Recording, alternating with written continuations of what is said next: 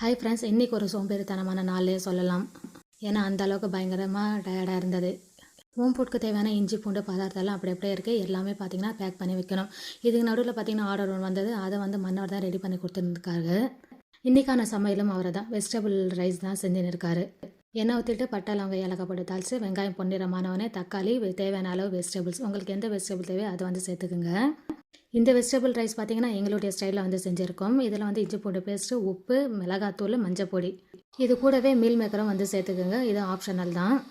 இது எல்லாமே சேர்த்து நல்லா ஒரு கிரேவியாக வந்த பிறகு தண்ணி ஊற்றி விட்டுருங்க. எந்த அளவுக்கு அரிசி இருக்கிறீங்களோ அதுக்கு 2 மடங்கு தண்ணி.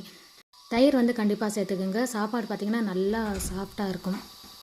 இது கூடவே எலுமிச்சை பழமும் சேர்த்துக்குங்க. எல்லாமே சேர்த்து ஒரு கிண்டிட்டு தேவையான அளவு அரிசி எந்த அளவுக்கு இருந்தீங்களோ அந்த அளவுக்கு தகுந்த மாதிரி தண்ணி வச்சுட்டு நல்லா ஒரு கொதி வந்தவொடனே அரிசியை வந்து சேர்த்துருங்க. அதன் பிறகு அரிசியும் இந்த தண்ணியும் ஒரே லெவலுக்கு வந்தோன்னே நம்ம தம்முக்கு விட்டு எடுத்தோன்னா வெஜிடபிள் ரைஸ் பார்த்திங்கன்னா சூப்பராக ரெடி ஆகிடும். கண்டிப்பாக ட்ரை பண்ணி பாருங்கள்.